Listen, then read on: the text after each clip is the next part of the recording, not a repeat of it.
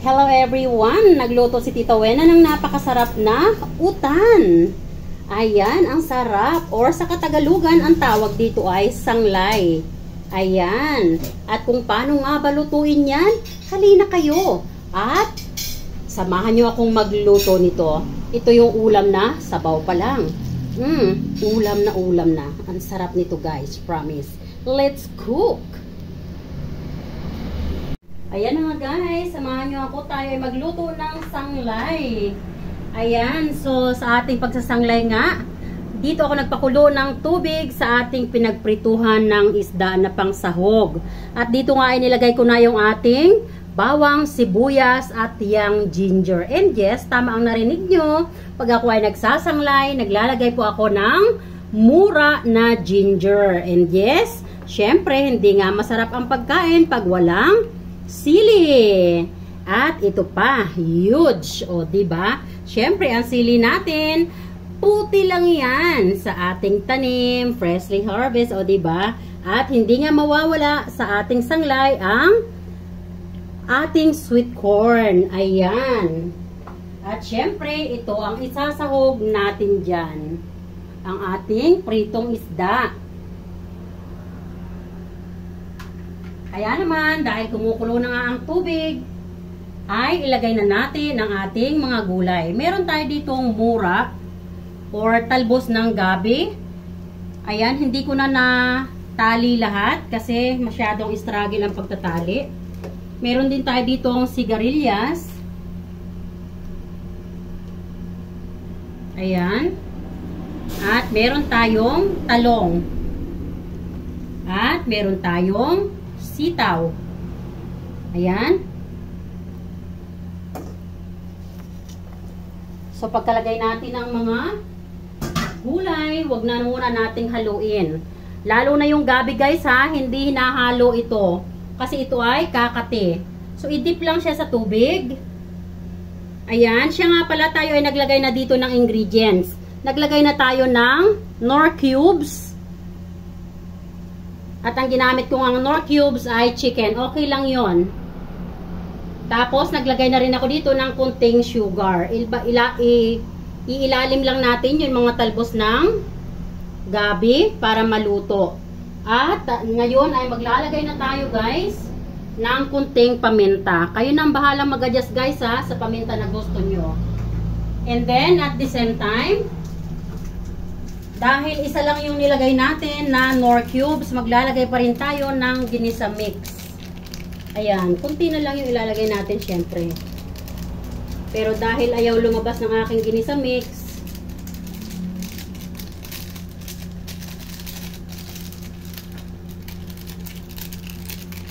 ayan. And then guys, tayo ay maglalagay ng kunting-kunti lang na patis. Itansya nyo na lang guys ha, no measurement ito. Tansyahin nyo na lang na hindi aalat ang inyong sanglay. And then, pagkalagay nga natin ng mga ingredients na yon, tatakpan na natin yan maya-maya para hindi mangitim yung mga gulay. Ayan. And then, sa pagkakataon na ito, ay ilalagay na natin ay ating mga isda.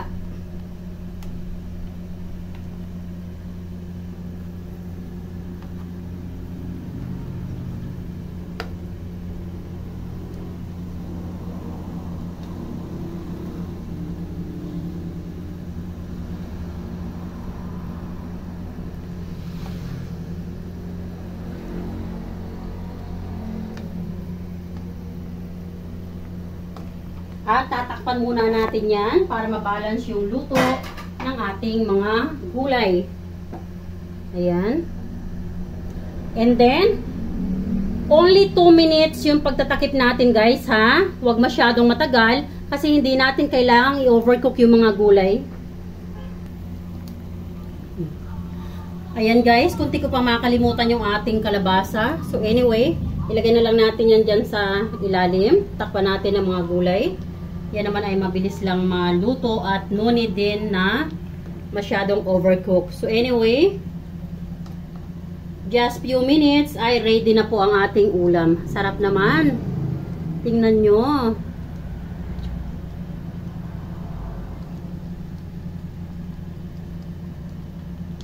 Sarap ng ating sanglay, guys. Look at that.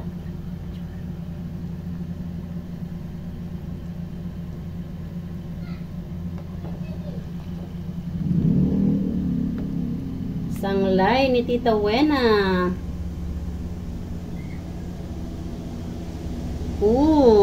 Ito yung ulam na sabaw pa lang. Talaga namang lala. Delicious. Ang sarap. Guys, pwede na to. Patayin na natin. Ayan. Sobrang sarap ng sanglay natin, guys.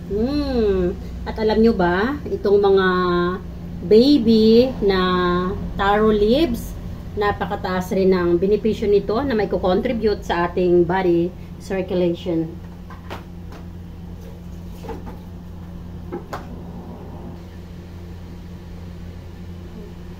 Ayan.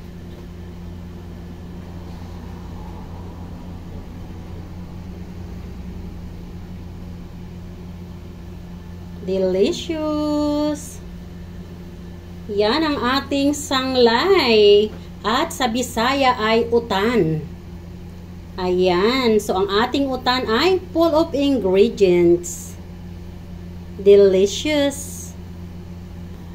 I know, maraming my favorite ng ating utan. Ayan. Kaya naman tayo ay kakain na. Yaran. Ang sarap-sarap nito, guys. Promise. Ang special utan ni Tita Wena. Wow. Ang ating mga gulay, sigarilyas, siling haba at sili na maanghang na pula. Meron tayong talong at meron tayong sitaw, kalabasa, at meron tayong, syempre, hindi mawawala sa utan ang ating kamatis. Ayan. Hindi ko nga lang nalagyan ng okra dahil nailaga ko yung okra ko. At nakalimutan ko, ako nga pala ay mag-uutan. Yes. Pero anyway, that's okay. No problem. Ayan. Yummy, yummy. Sobrang sarap nito, guys.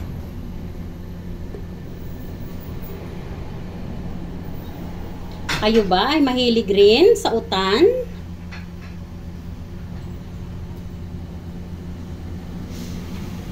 So, ayan, tayo ay magpi-plating na.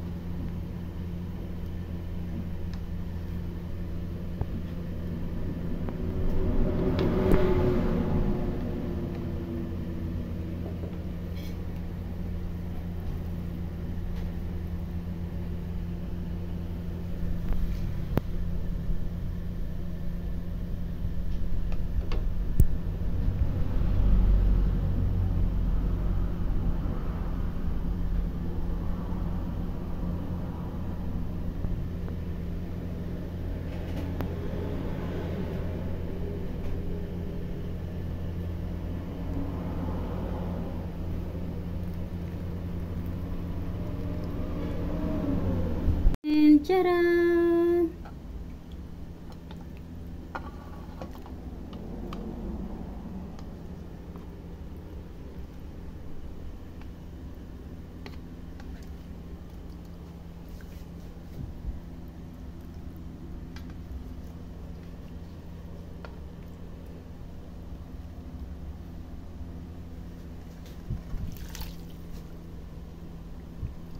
Hmm.